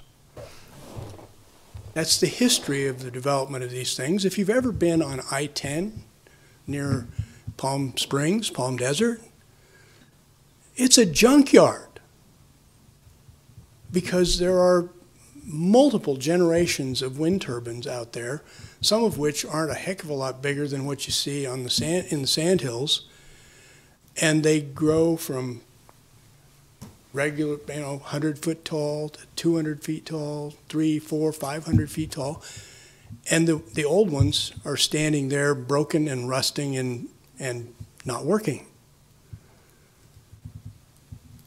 The technology has improved to make them bigger, not quieter. Moreover, if there's a change in the technology, NextEra has shown that they are not going to be shy about coming to you and asking for amendments based on new technology that they can prove is actually quieter. And all the technology that goes into the noise modeling is obviously computer simulation that is based on some assumptions. Those assumptions may or may not be wrong, may or may not be right, but you will allow them to cite a wind farm based on the modeling that they've provided to you and gets reviewed and approved by the health department. Now, if those assumptions turn out to be wrong, obviously you're going to have an enforcement problem, as I described before, and it's not going to be a simple thing to fix because you're not going to tell them to tear it down. They're not going to want to tear it down. They'll probably come in and agree to do some changing of the way those turbines are programmed to meet the standards. Or they'll ask you to change the standards once again. But the fact that they were so willing to say, oh, we'll take a mile, we'll do the mile setback and not do the noise, tells you that the mile minimum is real. Please adopt this amendment. It's a good compromise. It gives some assurance, and furthermore, and we haven't talked a lot about property values, but a mile setback is a very significant number for people who have homes in this area and think that their property values are going to be adversely affected by having these things even within a mile. So we'd ask you to please adopt our amendment in the spirit of compromise and let NextEra go ahead and make their application as they have to. All right. Any other questions for Mr. Hunziker? Okay. Thank you. Oh, yes. Would it be possible to have the health department individual come forward? Sure. Mm-hmm.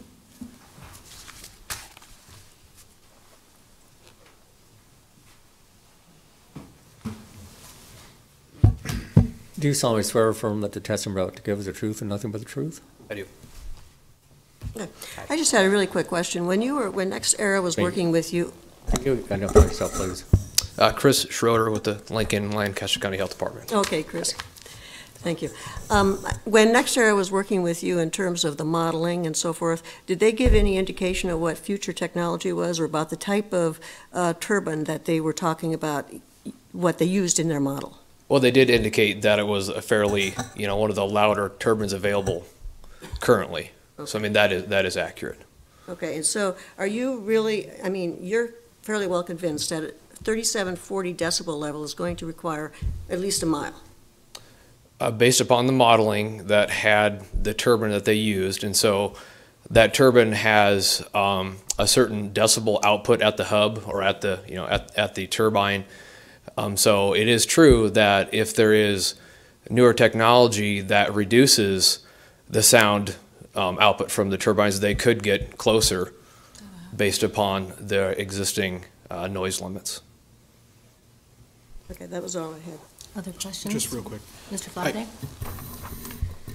I've got a real problem with this argument that there's no such thing as new technology, that these things don't get more efficient, that they don't get quieter, that they don't get, I just want to make it clear, when I spoke with the health department staff, Chris and Scott Holmes on Friday, that we had an active conversation about the possibility of new technology in the future. There's nothing new about this. A casual internet search of renewable energy technology will show you that it's changing and improving, not even every year, every month. I mean, this is technology that we're right on the foregrounds of, and that's why we should, in my opinion, set this at 37 and 40, because, I mean, correct me if I'm wrong, Chris, there's no harm from the distance. The possible danger comes from the sound, correct? That's what the studies have, and the data in the studies, they have the sound exposure levels and then the response. Right.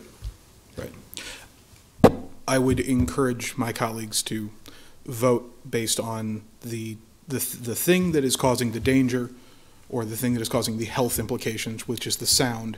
The distance in and of itself may in the future become irrelevant. We should focus on what is the actual danger, and that's the sound. That's also what we've been discussing this whole time. So, Are there other questions for Mr. Schroeder?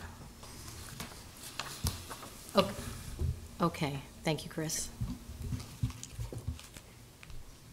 I believe that is the end of the public hearing. Did you have another rebuttal, Mr. Hunziker? I know we kind of went out of order there. I'd give you one more bite at the apple if you want. Very quickly, it's, again, there is still an impact from the size of these things. These things are taller than our state capitol. To be less than a mile away will have a very significant impact on the property of people who are living in this area.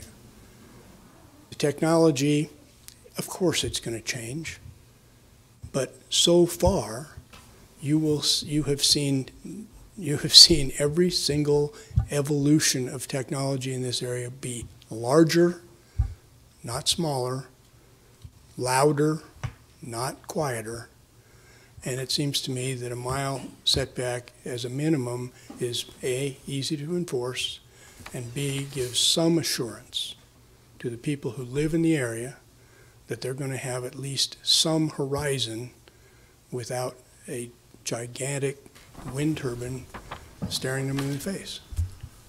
Thank you. Okay. With that, I'm going to close the public hearing, and I will ask the clerk to read the correlating item. This is under new business 5D, a resolution regarding county text amendment number 18016, amending the Lancaster County zoning resolution section 13.048, commercial wind energy conversion systems, as provided in attachments A and B.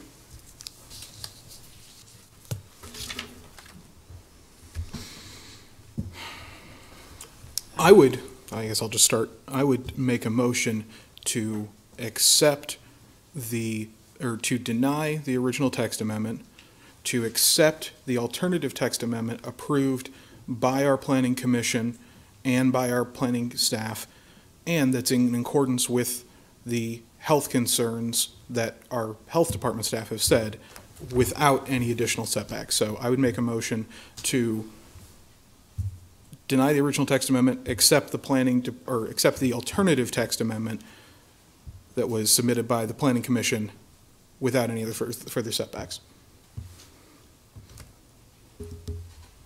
We have a motion. I'll second it for discussion.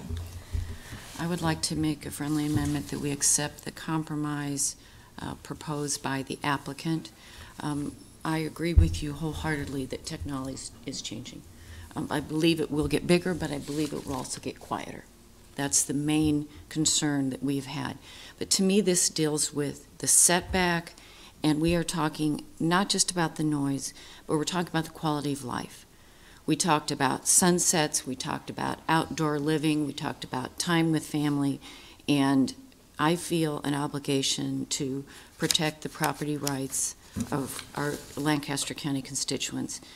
It was somewhat frightening to me to hear that technology could change so quickly and become much more quiet, moving closer and closer to homes. And I feel it's our obligation to protect the community. And Mr. Kuhn, you talked about community buy-in and how important that is for the project. So I would think accepting this compromise would be a gigantic step forward in having community support. So in my mind, the issue comes down to loss of flexibility for your project or protection of our Lancaster County residents. And that's why I would encourage my board members to accept this friendly amendment. And I would second that friendly amendment, because I do believe, that you are still allowed to conduct your business, okay? But it would also meet the needs and the desires of the residents of the county. All right, so let's, we have a motion and a second as a friendly amendment. I don't know, And I believe it's more of a motion to amend. Okay. That motion. However, if that, Yeah, I motion to will. amend. So I That's the believe we proper need to motion. take a separate vote on this motion to amend the motion made by Commissioner Flowerday, and so then I would ask if there's any other discussion. Commissioner Vest? Could we take a short break? I know that's not an amendment, but I guess I would look at my colleagues and say, would you like to take a 10-minute break and come back at 11? I would. Any objection? All right, we'll recess for 10 minutes and be back at 11.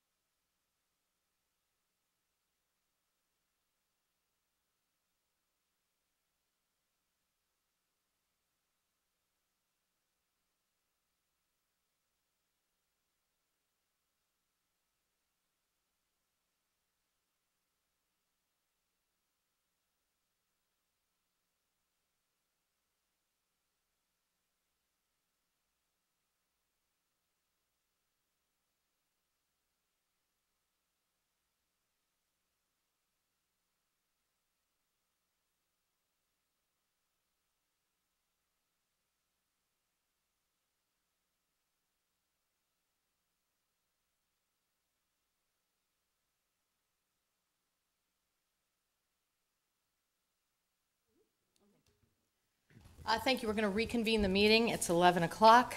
At this point, we have a motion to amend the original motion, and so we are discussing adding the 1 mile setback from the dwelling. Do we have language about how that would be added to the proposal in front of us?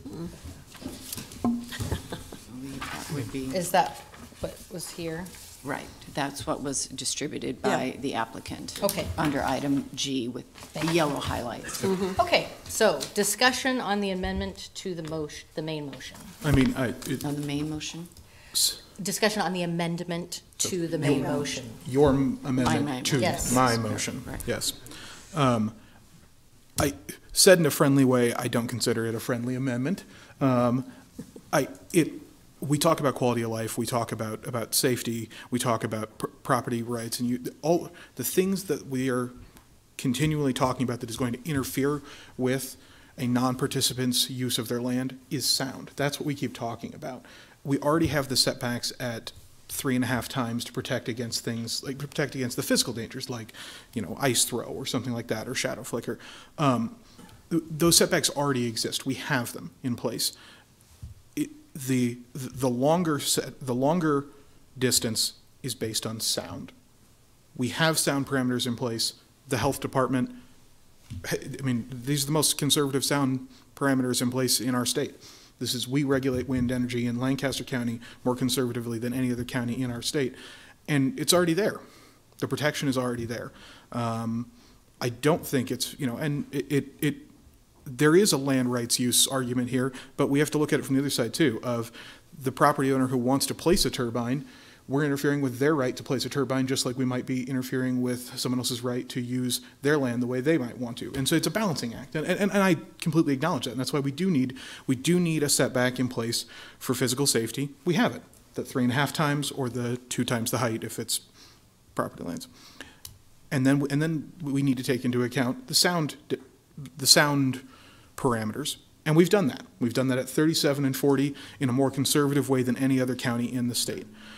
So this additional confinement, I mean, it's in many ways, it seems to me it's not unlike when we've talked many times about when we put a monetary number when we're talking about budget policy or something I know, I'm getting there, I promise. Okay. I'm seeing some confused looks. When we put a monetary number in a budget policy or something when we're talking about it, it locks us in at that for years, even though the circumstances around that might change later. We're locking ourselves into a hard number that the technology could make irrelevant in the future. I don't think the technology getting more efficient or quieter should be a thing that we're afraid of. That's not a scary thing. That's a good thing. This technology is good for our environment. It's good for our economy, and we should be embracing it. And embracing it within parameters that do keep people safe, which we have, 37 and 40, and the 3.5 and the 2 times the height. So that's my total argument. Okay. Oh, Commissioner Robinson? What I would like to point out is that I know that what Mr. Hunsiger had said is that this is actually a red herring. We never heard about future technology coming before us, and we were given the information, and we based our decisions on the 3740 and so forth, indicating that there would probably be, I think that was one of the questions, very likely a 1 mile setback. And as a matter of fact, I have talked with some folks about this. I really question the wisdom or the practicality of making a decision upon what future technology might be. We don't even know what that technology might be. And should it be necessary, in the future that they come back, well, then they just come back. But I do think that we have a decision right here based upon the information of what we were given at the time when the decision was made to go forward with this. And so I just really question whether it's really wise to say it's going to be better in the future. Commissioner Shore? Well, and to me, this is a quality of life setback. Knowing a protection in their mind that it can't come any closer than a mile is important to me. And I agree with everything you said about we should embrace wind energy, we should support it, we should, have new technology available. But Mr. Levy said that this new setback requirement isn't going to kill the project. if anything, it's going to help with community buy-in, knowing that the compromise was accepted. So, I'm sorry, I thought he said he couldn't speak to that one way or the other. It was Mr. Coons, I believe, who addressed that, and he did say he couldn't make any commitment one way or the other, which was a concern to me. Did you have anything else, Mr.? No. I'm sorry, Commissioner Shaw. Sorry. Commissioner Vest. Well, we have this conflict over property rights in that we do have folks who want wind energy in Lancaster County. I want wind energy in Lancaster County. I agree with everything Sean said. But we also do have the concern over the impact of the neighbors and the other county residents who will be in the same area as those who want it on their property. And they've been very consistent in their concerns. It seems like we've come down to one issue, and that's the issue of comfort, if you will, acceptance. How do we make this as palatable to those who don't want to participate as we can, while still allowing those who want to go forward the option of participating in this? I think given that, what I'm hearing is that we can have peace of mind, or at least more peace of mind. We can have less controversy, less heartache if we adopt the 1 mile setback, and there's still the likelihood that the project can go forward. That would be a desirable outcome, in my opinion. Well, I would just add that I am not in support of this amendment to the main motion. A 1 mile setback doesn't change the noise regulations that we implemented in December. And from my perspective, it is just another conservative way to try and stop wind energy from coming to Lancaster County. And so I will vote against it. I think that's everything. I would just add that it's a stalling tactic. I'm sorry, but that's what this is. This is a stalling tactic, and I would respectfully disagree that it's a quality of life issue. Okay. Mr. Clerk, please call the roll on the motion to amend. Shore, Yes. Flowerday, no. Amundson, Yes. Vest, Yes. Brinkman. No. Motion to amend is passed 3 yes, 2 no. Okay, now we have a motion on the floor to adopt the alternative proposal as attachment B as amended by the last vote. Any discussion? Seeing none, Mr. Clerk, please call the roll. Amundson, Yes. Vest, Yes. Shore, Yes. Flowerday, No. Brinkman. Yes. Motion carries 4 yes, 1 no. Move we adjourn? Second. All right, we have a motion and a second to adjourn. Please call the roll. Shore, Yes. Flowerday, Yes.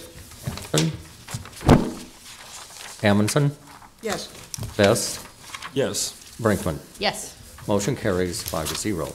All right, now we will call this meeting of the Lancaster County Board of Equalization for Tuesday, February 19th to order. Mr. Clerk, please proceed with the agenda. A copy of the Nebraska Open Meetings Act is located on the wall at the rear of the hearing room. Additionally, a copy of all written material to be discussed at today's open meeting is available from the county clerk staff at the front of the hearing room. The material can also be viewed on the county's website at lancaster.ne.gov. Agenda item 1 are minutes. Approve the minutes of the Board of Equalization meeting held on Tuesday, February 5th, 2019. Move approval. Second. We have a motion and a second. Any discussion or suggested corrections? Please call the roll. Shore, Yes. Flowerday, Yes. Amundson, Yes. Vest, Yes. Brinkman. Yes. Motion carries 5-0.